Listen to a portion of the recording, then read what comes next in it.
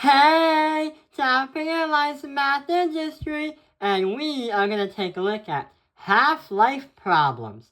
So, what we're going to be doing is we're going to be playing around with exponents, but also understanding how this applies to the exponents unit. It is an equation and a formula that does use exponents, but it will help us practice and understand exponents a little bit better. So here is the word problem. Emperor Qin Shi Huang, the first emperor of China, used elixirs that were poisonous. He first thought that this would help him achieve immortality. So he wanted to try to live forever. If he took 10 milligrams of the elixir and it takes 2 hours to leave his body, how much elixir would be in his system after 5 hours? So we're trying to find how much in milligrams there would be after 5 hours.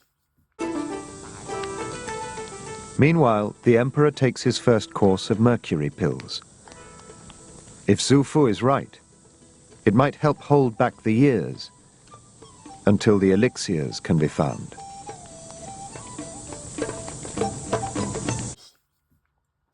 To understand this a little bit better, there's an actual formula that mathematicians use when there is something called the half-life problem.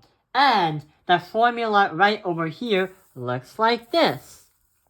So there are several things about the formula that we need to know. The A represents the principle. That is the thing that starts the equation. So the emperor started with 10 milligrams. This is what your A would be. The 1/2 represents that it's trying to half this once. But when you have an exponent, it's trying to half it over and over and over. The T represents the total time it takes to reach to the desired answer. Your answer is the letter Y, the amount that's left over. The H is the time needed to divide the starting point by 2. If you're really confused about this, let's try to actually solve the problem out. So at first, it is said that the Chinese emperor took 10 milligrams of the elixir. So we're going to write 10 right here. But then we're going to say that it's a half-life. So every time something happens, it's going to be multiplied by 2. And it takes 2 hours to leave his body. So every time 2 hours has passed, it will take 1/2 of the elixir out of his body. And it's asking how much of that elixir will be in his system after 5 hours. So we're going to put the number 5 right here and replace the letter H with a number 2. So after 5 hours, every 2 hours the elixir halves itself. What is the amount left over after 5 hours has passed? So here is what we are going to have to do. So at first, we have a 5 and a 2 as an exponent. So not to confuse us, we're going to put the exponent right there.